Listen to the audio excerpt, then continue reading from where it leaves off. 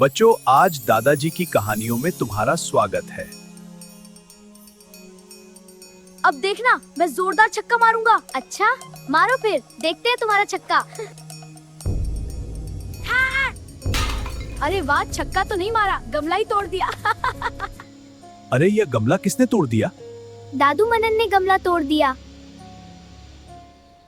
नहीं दादू, मैंने नहीं तोड़ा, अमायरा झूठ बोल रही है। अरे बच्चों, कोई बात नहीं, गमला ही तो टूटा है, सब ठीक हो जाएगा। दादू, सच में गमला अमायरा नहीं तोड़ा है, मैं झूठ नहीं बोल रहा। नहीं दादू, मैं सच कह रही हूँ, मैंने कुछ भी नहीं किया, मैं क्यों झूठ बोलूंगी। देखो बच्चों, इस तरह आपस में बहस करना सही नहीं है। पहले दोनों शांत हो जाओ, फिर आराम से सच बताओ। दादू, मैं सच कह रही हूँ, मनन हर बात पर ऐसे ही झूठ बोल देता है, बिना सोचे समझे, और फिर मुझे ही गलत ठहराया जाता है। बच्चों, अंदर चलकर आराम से बात करते हैं, घबराने की जरूरत नहीं है। बच्चों, झूठ अक्सर डर से जन्म लेता है। डर इस बात का कि कोई डांट देगा, डर इस बात का कि सजा मिलेगी, और कभी-कभी इस डर से भी कि कहीं प्यार कम न हो जाए। बच्चों, याद रखना, झूठ शायद तुम्हें कुछ पल के लिए बचा ले, लेकिन वही झूठ तुम्हें सच से और अपनों के भरोसे से धीरे धीरे बहुत दूर कर देता है। चलो, मैं तुम दोनों को एक कहानी सुनाता हूं, शायद उससे सारी बात साफ हो जाए और दिल भी हल्का हो जाए। पर दादू। ठीक है दादू, पर कहानी छोटी होनी चाहिए। यह कहानी एक समझदार लेकिन एक पल की भूल कर बैठने वाले लड़के मोहन की है। मोहन हफ्ते में 4 दिन पूरी लगन और ध्यान से पढ़ाई करता, और कभी-कभी रात गहरा जाने के बाद भी मोहन चुपचाप अपनी किताबों में डूबा रहता, और बाकी के 2 दिन वह खुलकर अपने दोस्तों के साथ खेलता। मोहन जानता था कि पढ़ाई और खेल दोनों जरूरी हैं, इसीलिए वह दोनों में संतुलन बनाए रखता था। मोहन एक समझदार लड़का था, लेकिन आज मेले में एक पल का झूठ और लालच उसके जीवन की बड़ी सीख बनने वाला था। मोहन भीड़ के बीच चलते चलते घड़ियों की दुकान के सामने रुकता है। उसकी नजर सुनहरी घड़ी पर टिक जाती है। बेटा, यह घड़ी बहुत खास है, इसकी कीमत 5000 रुपए है।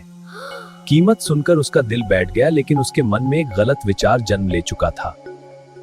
दुकानदार धीरे धीरे दूसरे ग्राहकों में व्यस्त हो जाता है, और उसका ध्यान कुछ देर के लिए इधर उधर बंट जाता है। कुछ ही पल बाद दुकानदार की नजर खाली पड़े फ्रेम पर जाती है और उसे एहसास होता है कि एक घड़ी गायब है। बेटा, तुमने यहाँ से कोई घड़ी तो नहीं उठाई? नहीं अंकल, मैंने कुछ नहीं लिया। दुकानदार घड़ी को इधर उधर खोजने लगता है, काउंटर के नीचे डिब्बों के बीच, और मोहन चुपचाप खड़ा उसे देखता रहता है। मोहन जानता है वही घड़ी अब उसके पास है, और अभी अभी डर के कारण उसने एक झूठ बोल दिया है। घर तो आ गया, लेकिन उसके साथ आया झूठ का डर। उसके मन में 2 बोझ थे, एक चोरी का और दूसरा अभी अभी बोले गए झूठ का बोझ। चोरी से भी ज्यादा अब उसे अपने झूठ का डर सता रहा था। हर छोटी सी आहट उसे चौंका देती, मानो सच अभी दरवाजे पर खड़ा हो। घड़ी की हल्की सी टिक टिक जैसे हर पल उसे उसकी गलती याद दिला रही थी। हर धड़कन के साथ एक ही सवाल उठता, अगर अंकल को पता चल गया तो, अगर सबको मालूम हो गया तो, और उसके मन में बार बार वही डर गूंजता रहा, कहीं कोई आ तो नहीं रहा। पूरी रात अपने डर और पछतावे से जूझने के बाद आज उसने हिम्मत जुटाई और सच का रास्ता चुन लिया। मोहन घड़ी हाथ में लेकर दुकान पर पहुंचता है। कल ये घड़ी मैंने ली थी, मुझसे गलती हो गई, मैंने आपसे झूठ भी बोला, मुझे माफ कर दीजिए। दुकानदार कुछ पल शांत रहता है, फिर हल्की मुस्कान के साथ घड़ी ले लेता है। बेटा, गलती करना इंसान की कमजोरी हो सकती है, लेकिन अपनी गलती स्वीकार करना उसकी असली ताकत है। तुम्हें अपनी गलती का एहसास हो गया, मेरे लिए यही सबसे बड़ी बात है बेटा। दादू, गमला मुझसे ही टूट गया था और मैंने भी डर के मारे झूठ बोल दिया था।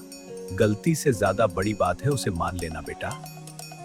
दादू, झूठ बोलने से अंदर एक अजीब सा डर बना रहता है, और सच बोलने से मन को सुकून मिलता है। दादू, अब हम डर की वजह से कभी झूठ नहीं बोलेंगे। सच बोलने में हिम्मत लगती है, लेकिन वही हमें अंदर से मजबूत बनाता है।